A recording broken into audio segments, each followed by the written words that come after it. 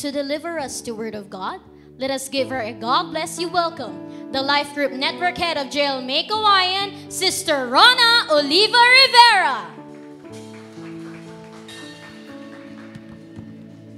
Pwede po bang lahat tayo ay muling tumayo at minsan pa, papurihan natin ang ating Panginoon. Can we just sing this song? Pwede po bang itaas natin ang pinakamataas ang ating mga kamay sa ating Panginoon? Bless the Lord, oh my soul, oh my soul, worship His holy name. Sing like never before. Sing like never before. Oh my soul, I worship Your holy name. One more time, let's sing. Bless the Lord, oh my soul, And oh my oh my soul, worship His holy name. His holy name. Sing like never before.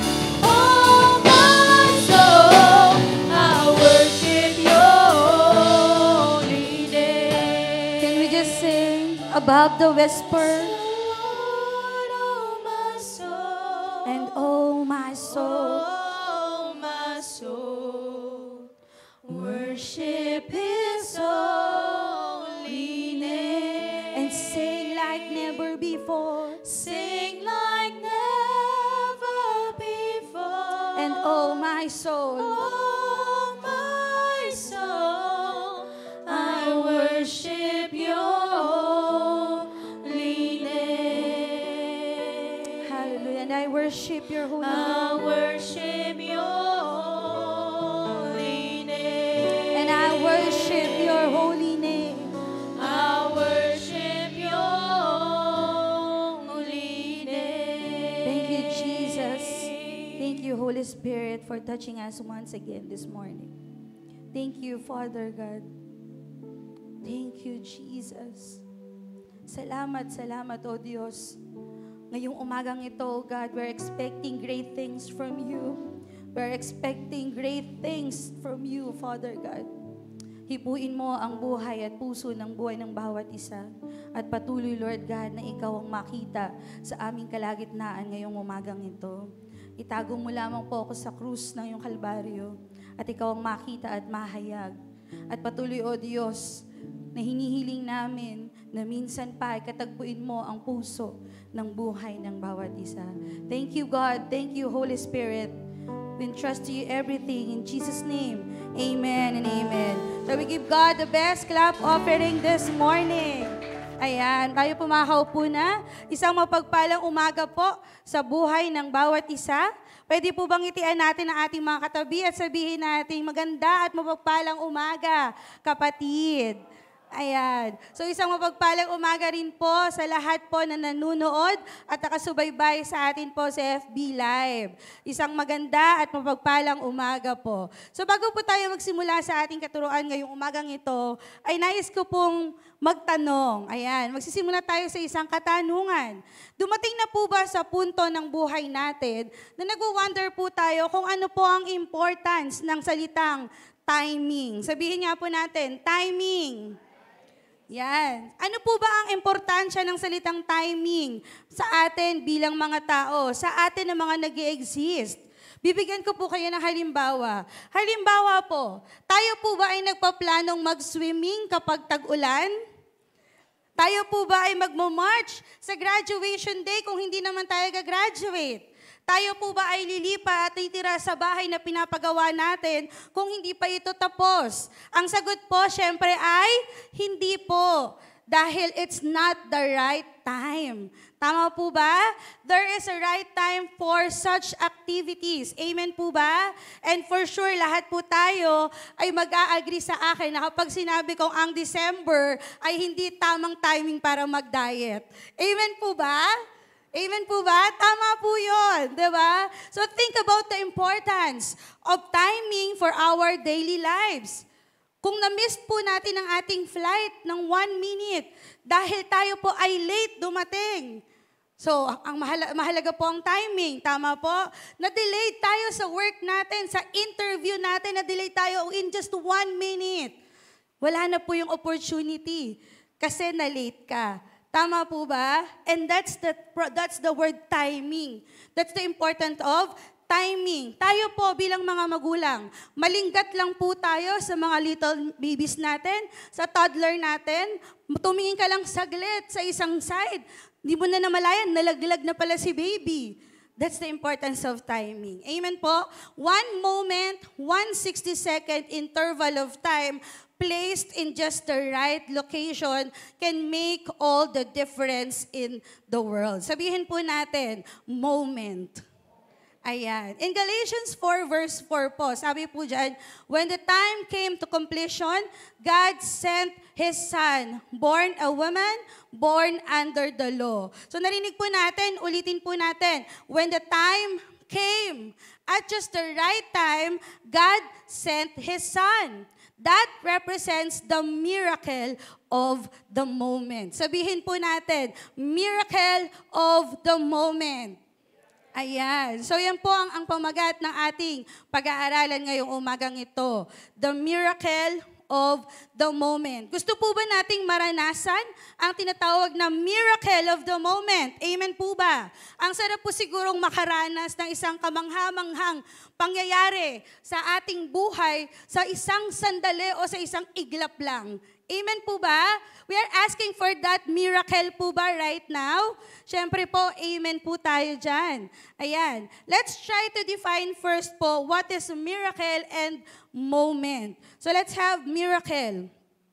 Miracle means a surprising and welcome event that is not explicable by natural or scientific laws and is therefore considered to be the work of divine agency. Ito po ibig sabihin ng Oxford Dictionary. Pero sa may pinakamalalim pong ibig sabihin, a miracle is an extraordinary event caused by the power of God. Sabihin po natin, extraordinary event. Yes, amen. That is miracle. And what is the meaning of moment? Sabi po sa Oxford Dictionary, moment is a very brief period of time. Pero sa pinakamalalim pong pagpapaliwanag or kahulugan ng salitang moment, it is a wink or a twinkling of an eye. Kumindat nga po kayo, isang kindat lang. Yan, that is the moment. Twinkling of an eye. Gusto po ba nating maranasan ang miracle of the moment this morning? Amen. In just a twinkling of our eye, mararanasan natin ang miracle na gagawin ng Lord sa ating mga buhay. Magsasite lang po tayo ng mga halimbawa ng mga miracles na nangyari po sa Bible. Let's just have these miracles po. Miracles over nature. Ayan. Sabi po dito, if you are familiar with this, the parting of the Red Sea. It happens in Exodus chapter 14 in the Bible. Jonah and the big fish, Jonah 1 verse 17. The virgin birth of Jesus in Matthew 1 verse 18 to 25. Daniel's survival in the den of lions. Daniel 6 verse 21 to 22. Shadrach, Meshach, and Abednego's preservation in the fiery furnace that is found in Daniel 3 verse 25. Jesus walking on the water found in Matthew 14 verse 25 to 27. And Jesus calming the storm found in Matthew 8, 23 to 27. How about miracles of healing? Ito po. Ano po yung miracle na ginawa ng Lord sa Bible? Sabi po dito, Jesus healing of the nobles man in John 4 verse 46 to 47. A leper, a healing of a paralytic, Matthew 9 verse 1 to 8. And a healing of a woman with an issue of blood in Luke 8, 43 to 48. How about miracles of provision? Ayan. God's provision of manna in Exodus 16 verse 4. Jesus turning of water into wine, ang familiar po sa atin, tama po? This is the first miracle na ginanap po sa Bible po natin, tama po ba? The turning of water into wine in John 2 verse 7 to 9, and Jesus feeding of the multitudes in Matthew 14 verse 19 to 20, and Matthew 15, 36 to 37. Kung mapapansin po natin, ang dami pong miracle na naganap in just a span of a moment. Amen po ba? Kung familiar po tayo sa mga nabanggit po nating miracles, miracle ng paghati ng Red Sea, di ba po? In just a moment, naganap po iyon. At sasabihin po natin na napakahalaga po ng usaping salita or paano po nagkaroon ng miracle na nabanggit sa pangyayari pong ito. Paano nga po kaya kung hindi nagbigay ng miracle ang Lord? Sa mga nabanggit po nating miracles, ano po kaya ang magaganap? For example, miracle po sa mana na pinaulan ng Lord sa mga Israelita. Noong mga panahon na sila ay naglalakbay at wala po silang makain. God is good dahil nagpaulan po ang Lord ng mana. Tama po ba? Amen po ba? And paano po kung hindi po ginawa ng Lord yun? Marami po sa mga Israelita ang mga nagutom, ang mga namatay, or the worst, mga nagsisipa or sinisipa nila ang Panginoon. Na bakit nilabas niyo pa kami sa Ehipto, gugutumin niyo lang din kami. Amen po ba? And that is the importance of the miracle happens in the Bible. So ngayon po, ano po ba yung sinasabi ni Sister Rona na the miracle of the moment?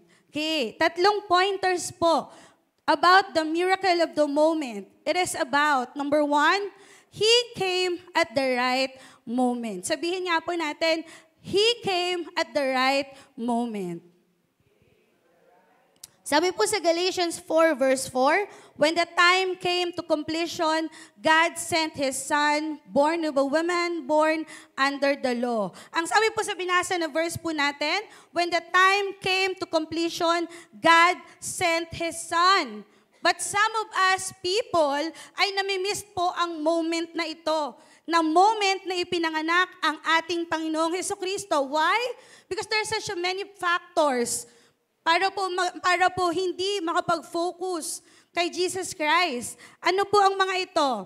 Dahil ang totoo pong pangyayari that Jesus Christ was born, okay, maraming tao ang hindi nakapag-focus kay Lord, hindi nakapag-focus kay Jesus. Bakit? Kasi na-recognize nila the one that bore Jesus Christ. Di ba po?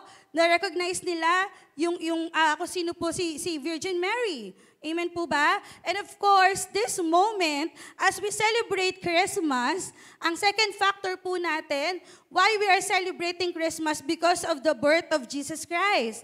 Amen po ba?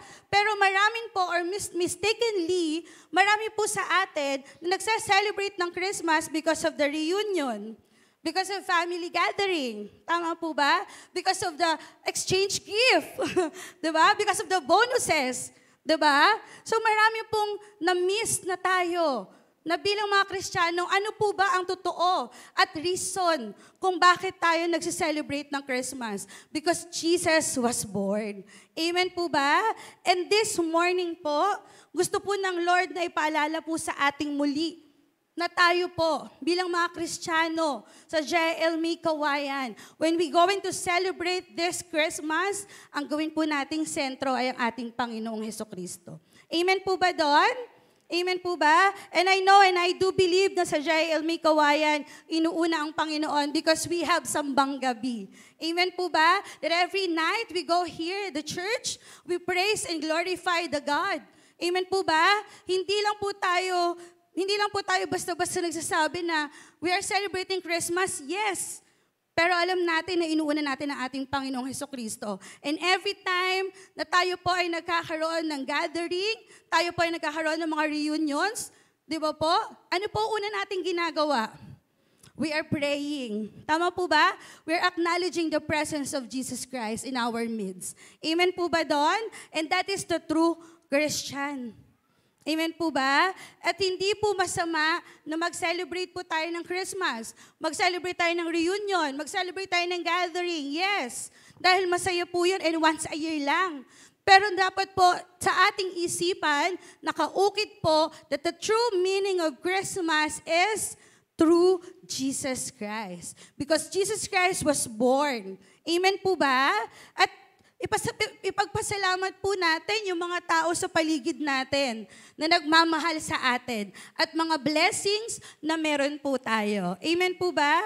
At wag po nating hayaan na maging busy po tayo sa Kapaskuhang ito sa pamagitan ng sistema ng mundo. Huwag po tayo magpakain sa sistema ng mundong ito.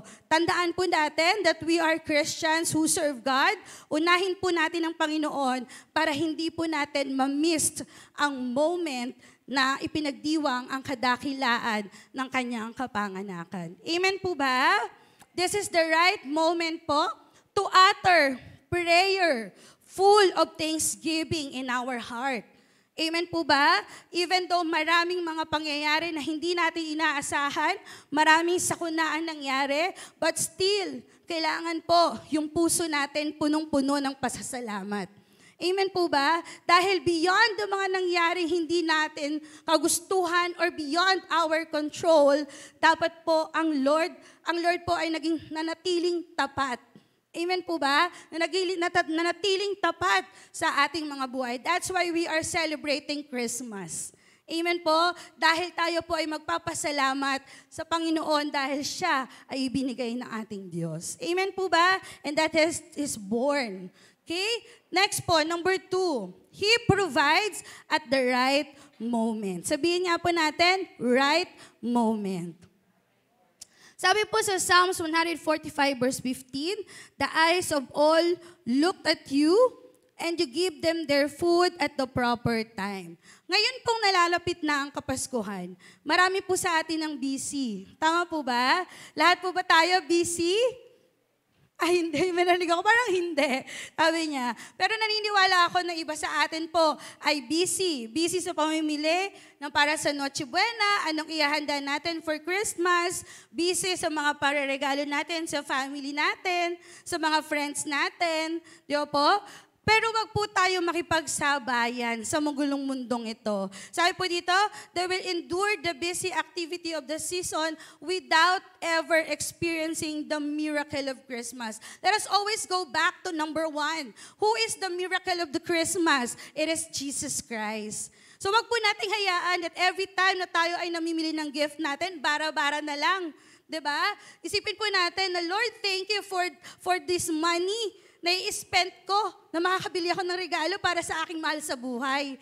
Amen po ba? Let us all give thanks in every circumstances ng buhay natin. Pero alam ko po na kahit po tayo ay busy sa pamimili at paghahanda para sa darating na Kapaskuhan, naniniwala po ako na tayo rin po ay busy na naghihintay sa miracle na gagawin ng Lord sa buhay natin. Amen po ba? Dahil hindi pa po natatapos ang taon. Amen po? Maraming po pong kamanghamanghang gagawin ang Panginoon sa buhay po natin. Sabi po sa Deuteronomy 11 verse 14, I will provide rain for your land in the proper time, the autumn and spring rains, and you will harvest your grain, new wine, and oil. Sadyang mabuti po ang ating Panginoon. Isang malakas na amen. Amen po. Hindi pa man po na ibubuka ng ating bibig, ay nandyan na po ang pagtugon ng ating Panginoon. Amen po ba? Amen po ba? Naranasan na po ba natin? Iniisip pa lang natin. And yet, God is good. Ito na, meron na. Amen po ba? Si Ate Rona lagi po may ganyang moment. Na Lord, kailangan ko po to. And then God is good. Ito na. Diba? Ito na anak para hindi ka mag-worry. God knows exactly what you are going through. Alam na alam po ng Lord ang pinagdadaanan mo. Amen po ba? Alam na alam po ng Lord ang pinagdadaanan ko, ang pinagdadaanan po ng buhay ng bawat isa sa atin. Alam ng Lord exactly kung ano ang makapagpapasaya sa iyo. Alam ng Lord exactly kung ano ang pangangailangan mo. Amen po ba? Kung ano ang mga gusto mo sa buhay. Alam na alam po ng Lord yun. Pwede po ba na tayo po ay pumikit saglit? Pikit lang po tayo saglit. And then, tap po natin yung sarili natin, yung balikat natin. Tap lang natin. Sabihin po natin, don't worry. Alam ng Lord ang lahat. Yan. Don't worry, self.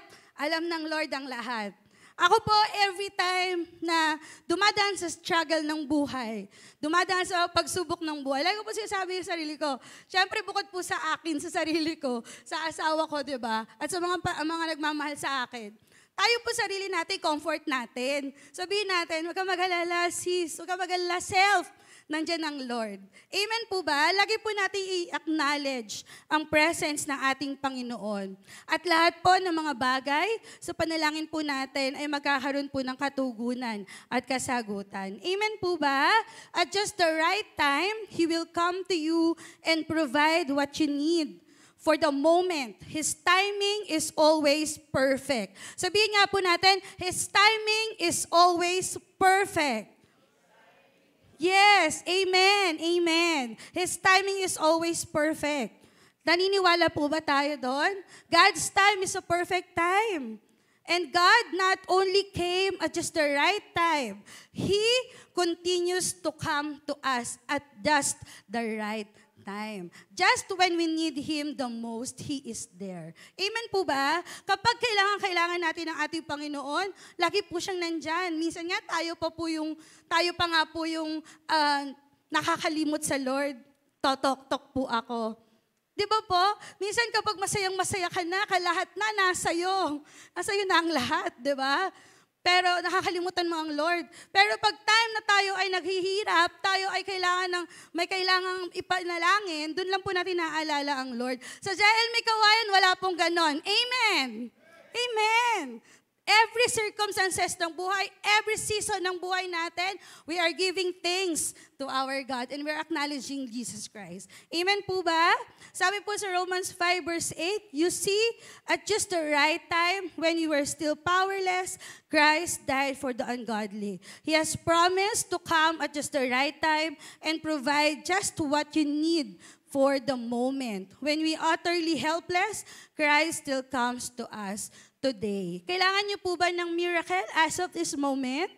You are in the position to receive a miracle today. All you have to do po is to believe in God. Amen po ba? If you need miracle of the moment today, this is the right time for us to believe that, Lord, I do believe. I know that you are going to bless me, that you are going to heal me. Amen po ba? Amen po ba? All you have to do is to believe in God and it will be yours. Amen po ba? I remember po, ang aking pong testimony, alam ko pong alam na alam niyo ng lahat. Amen po. Yun pinanood po natin. Kung napanood niyo po ang ating sa ating pong Facebook, ang testimony po namin mag-asawa on how to have our miracle baby. Nakasalukuyan, akala ko tulog. Nakasalukuyan po naglalaro dun sa gilid. Naniniwala po ako na ang baby po namin is a miracle of the moment. Amen po ba? Dahil, ayan, naiiyak na naman ako. Ayan, dahil hindi po namin inaasahan talaga na to think na I have 5 myomas in my, what do you call this one, in my uterus, di ba? 5 po yun, at 2 po doon ay malalaki na mas malaki pa sa ulo ng sanggol. Try to imagine that, na nagkasya ang isang sanggol na napakalaki, mas malaki pa sa myoma ko. Sabi ng high-risk doctor ko po, pinitpit niya, or tawag po dito, ano po yun? Tinulak, ayun, itinulak niya ang mga myoma. Sabi ko, anak, nasa tummy pa lang kita, nakikipagbaka ka na. Diba? Nakikibaka ka na. And sabi ko, Lord, thank you kasi try to think po, no? 5 months, almost 6 months ko nang nalaman na may baby pala sa tiyan ko. So, paano na lang kung, pero alam niyo po, ang ano doon, ang nakakatawa pa doon, nalipad po ako ng tatay ko sa motor. Diba? Nalipad po niya ako, ang laki ng humps. Tumalon talaga kami, so sumakit yung balakang ko. Hindi po namin nabuntis ako noon. Hindi po namin alam. So, yun po yung paulit-ulit na sinasabi ko na, Lord, salamat dahil meron kaming miracle baby. Diba po? And nakakatuwa po. Sige po, palakpakan po natin ang Lord. Dahil nakakatuwa rin po, imagine niyo po ang aking pong OB ay hindi Christian. Pero ang isang word na lumabas sa kanyang bibig, yung nakita namin pareho si baby, na parang lumilipad-lipad sa ultrasound ko. Ang sabi niya, Rona, divine intervention niya ng Diyos. Imagine, ang isang taong walang pagkakilala sa Panginoon, nasabi niya ang divine intervention ng Lord, how much you, Christians of the JLME Kawayan, tayo pong lahat ay recipient ng miracle working God natin. Amen po ba? Amen. At tayo pong lahat, ngayong umagang ito ay naniniwala na matatanggap po natin ang miracle na nais po nating makamtan. At alam niyo po, dahil po dyan, ang pangalan po ng baby ko ay Diana Kiona. Sabi nila, ate, bakit ang layo naman sa pangalan niyo ni Kuya? Ayan, pero letter D pa rin naman para kasunod sa daddy niya. So ang ibig sabihin po nito ng pangalan niyang Diana Kiona is the divine intervention of God or the divine gracious gift of God sa buhay po namin. Dahil siya po talaga ay isang himala na nagpapatunay ng kadakilaan ng ating Panginoon. Ako po, noong mga panahon na yon ay na-diagnose na hindi na magkaka-baby because of 5 myoma. Pero dahil po mabuti ang Panginoon, dahil po na tayo po ay nanampalataya sa ating Diyos, may baby na po si Sister Rona na 8 months old na po. Amen po ba? At dakila po ang ating Panginoon. And number 3, sabi po dyan, He says, now is the right moment. Sabihin po natin, now. Ngayon. Diba? I tell you, now is the time of God's favor. Now is the day of salvation. Now is the right moment. Right moment to do something good. Right moment para makapag-samba sa ating Panginoon. At sa mga kabataan natin ngayon, right moment para makabawi kay nanay at tatay. Bakit? Dahil bakasyon na. So it's time for you na makabawi sa gawaing bahay. It's time for you na magpakitang gilas sa mami at daddy. Amen po ba? And kidding aside po, this is the right moment for us to commit ourselves to the Lord. Sabihin nga po natin, commit ourselves. Amen. This is the high time for us, church, to commit ourselves to our God, to make another step, to surrender our life to our God, to commit another step, to become closer to our God. This is the right moment for us to renew our covenant to our Lord. Amen po ba? And this is now. Tama po ba? Now is the moment to renew our covenant to our God, to repent our sins to our Lord. Lahat ng kasalanang nagawa natin, lahat ng kasalanang naisip natin, lahat ng mga kasalanang akala mo walang nakakita, let us all repent to our God. Now is the right moment to give up and let go of all the bad habits na meron po tayo. And now is the right moment to work for our salvation. Sabihin nga po natin, salvation. Yes, 2 Corinthians 6 verse 2, For He says, in the time of my favor I heard you, and in the day of salvation I help you. One moment in time can determine an eternal destiny. Uulitin ko po. One moment in time can determine an eternal destiny. Ang lagi po sinasabi na sa atin ng ating mga pastors, eternity, eternal life, eternity with God. Amen po ba? And this is the right moment for such just a moment. Amen po? You don't have to live your life separated from God. Today is the right time to receive God's gift of salvation through Jesus Christ. The reason why Jesus Christ was born, because of us. Amen po ba? For us to be saved. Amen po ba? Gusto ko po kayong imbitahan ngayong umaga pong ito to commit our life today to our God. This moment can change your earthly direction as well as your eternal destiny. Naniniwala po ako na pag pinili po natin ang Panginoon ngayong umagang ito, and God, and you will gonna say to your life that, Lord, hindi na po ako aalis sa presensya mo. Na Lord, hindi na po ako aalis at lalayo sa'yo. this is the right time for us, kapatid, mga magulang at kapatid. Tandaan po natin, there is an eternity and there is eternal destiny. And there's eternal life. Amen po ba? What are we going to choose? Choose with God or choose without God? Amen po ba? Mamuhay po tayo. When we choose Jesus, we are choosing an abundant life on earth and an eternal life with Christ in heaven. Amen po ba? But not necessarily na sinabi po sa Bible, if you choose God, hindi ka naman problema. Tama po ba? Not necessarily na if sinabi sa Bible na if you choose Jesus Christ, if you believe in Him, wala ka ng trials at pagsubok at trouble here on earth. Di ba po? Kaya nga po may verse, di ba, na sinabi na, be calm and steadfast, I have overcome the world. And that is Jesus Christ. When we do believe Jesus Christ with all our hearts, ano po ang mangyayari sa atin? We were going to receive.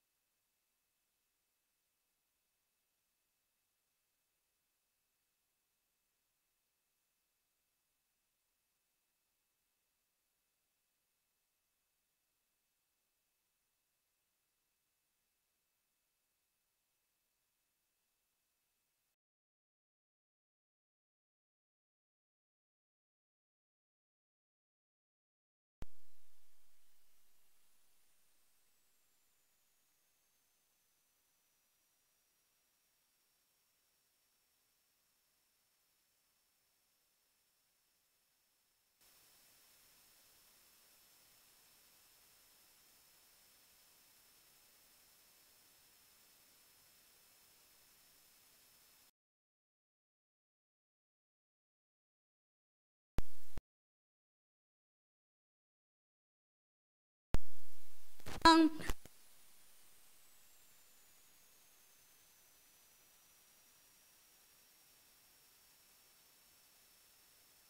po natin today,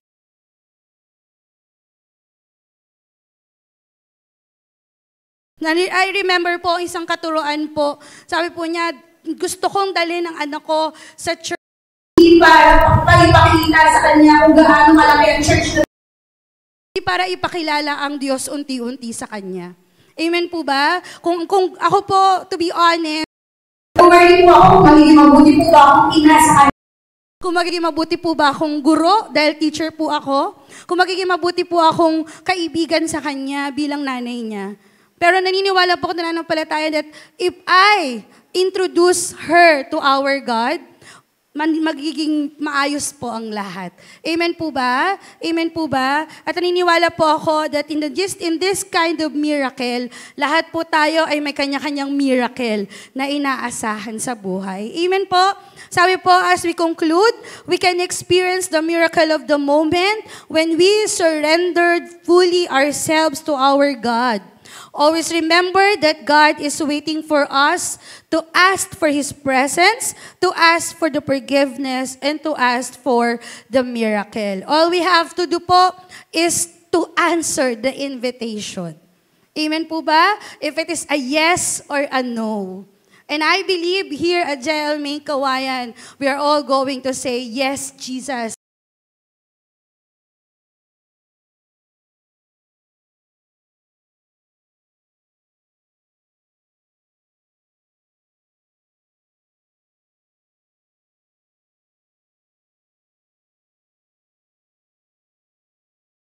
Of the moment. At ayaw po naming ma-miss ang bagay pong ito sa aming mga buhay. Salamat, Panginoon, sa katuroang ito.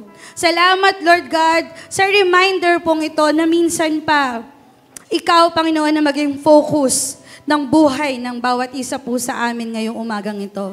And as we sing this song, as our team lead our song this morning, all to Jesus I surrender, all to Him I freely give.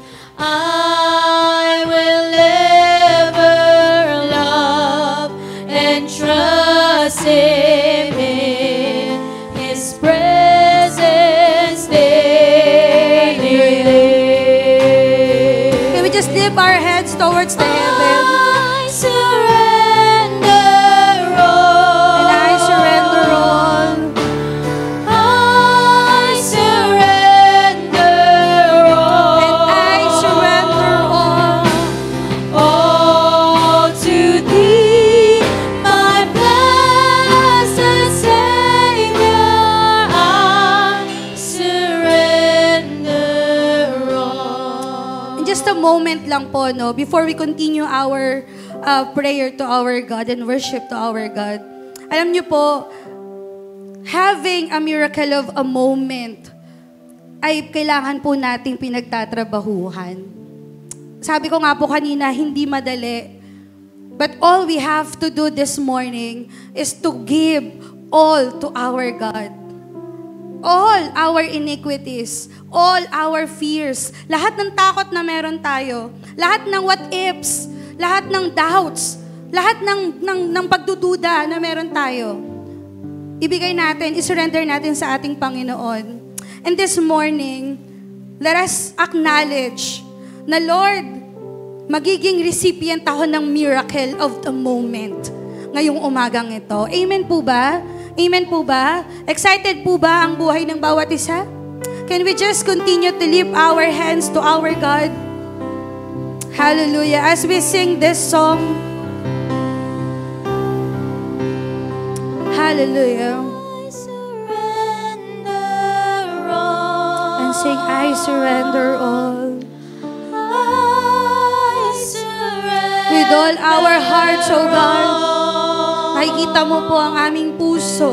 Nakikita mo po, Panginoon. To Thee, my blessed Savior, I surrender all. Once again, I surrender all.